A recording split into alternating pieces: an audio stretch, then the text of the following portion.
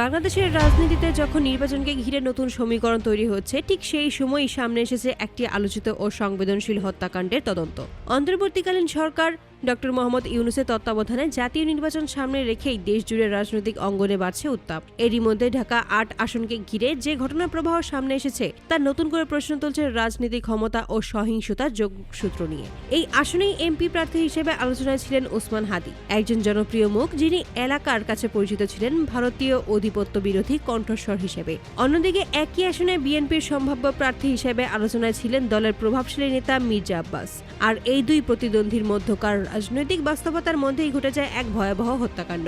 ২০২৫ সালের ডিসেম্বর মাস নামাজ পড়ে বাড়ি ফেরার পথেই গুলিবিদ্ধ হন ওসমান হাদি। প্রত্যক্ষদর্শীদের ভাষ্যমতে খুব কাছ থেকে তাকে মাথায় গুলি করা হয়। গুরুতর আহত অবস্থায় দ্রুত তাকে চিকিৎসার জন্য নেওয়া হয়, তবে শেষ পর্যন্ত তিনি সেখানেই ইন্তেকাল করেন। মুহূর্তেই এলাকায় শোক ও ক্ষোভ ছড়িয়ে পড়ে। ওসমান হাদি ছিলেন ঢাকা ৮ এলাকার অত্যন্ত জনপ্রিয় ব্যক্তিত্ব। স্থানীয়দের মতে তাকে নির্বাচনে হারানো সহজ ছিল না। সাধারণ মানুষের সঙ্গে তার ঘনিষ্ঠ সম্পর্ক, সামাজিক কর্মকাণ্ড এবং রাজনৈতিক অবস্থান তাকে প্রতিদ্বন্দ্বীদের জন্য বড় চ্যালেঞ্জে পরিণত করেছিল। হত্যাকাণ্ডের পরপরই মামলা হলেও শুরু থেকেই তদন্তের গতি ও নিরপেক্ষতা নিয়ে প্রশ্ন ওঠে। নিহতদের পরিবার ও সমর্থকদের অভিযোগ ছিল পুলিশ প্রশাসন শুরুতেই যথাযথভাবে তদন্ত করছে না। বিভিন্ন সময় মামলার আলামত সংগ্রহে গাফলতির অভিযোগও ওঠে। পরবর্তীতে নাগরিক আন্দোলন, সামাজিক চাপ এবং রাজনৈতিক মহলের দাবির মুখে তদন্তে নতুন করে গতি আসে।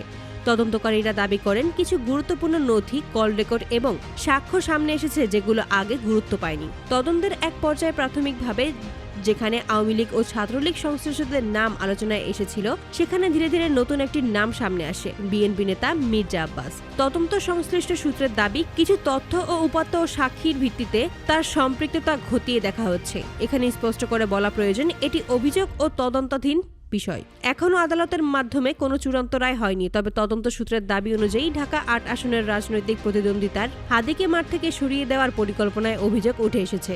আরও চাঞ্চল্যকর বিষয় হলো, তদন্তে আওয়ামী লীগ ও ছাত্রলীগের কিছু নেতাকর্মীর সঙ্গে রাজনৈতিক আঁতাতের অভিযোগও সামনে এসেছে। অভিযোগ রয়েছে ক্ষমতার ভিন্ন ভিন্ন বলয়ের সাথে যোগাযোগ রেখে এই হত্যাকাণ্ড বাস্তবায়নের পথ তৈরি করা হয়। মির্জা আব্বাসের রাজনৈতিক অতীত নিয়েও নতুন করে আলোচনা শুরু হয়েছে। সমালোচকদের একটি অংশ দাবি করেছে, শেখ হাসিনা সরকারের আমলেও তিনি তুলনামূলকভাবে স্বাচ্ছন্দ্যপূর্ণ রাজনৈতিক অবস্থানে ছিলেন এবং ক্ষমতাসীনদের সাথে সমঝোতার রাজনীতি করেছেন। এই ঘটনায় রাজনৈতিক অঙ্গনে তীব্র প্রতিক্রিয়া দেখা দিয়েছে। এক পক্ষ বলছে এটি একটি পরিকল্পিত রাজনৈতিক হত্যাকাণ্ড, অন্য পক্ষ দাবি করেছে নির্বাচনকে সামনে রেখে রাজনৈতিক চরিত্র হননের চেষ্টা করা হচ্ছে।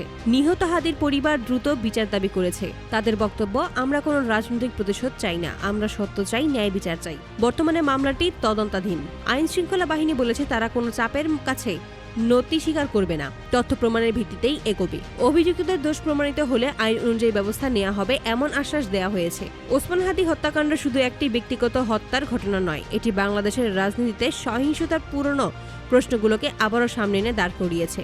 সত্যিই যদি এই হত্যাকাণ্ডের পেছনের রাজনৈতিক হিসাব নিকাশ থাকে, তবে তা গণতন্ত্রের জন্য অশনি সংকেত। এখন প্রশ্ন একটাই, এই হত্যাকাণ্ডের প্রকৃত নেপথ্য কারা? তদন্ত কি শেষ পর্যন্ত সত্য উন্মোচন করতে পারবে? আর আদৌ কি ওসমান হাদি ন্যায় বিচার পাবে?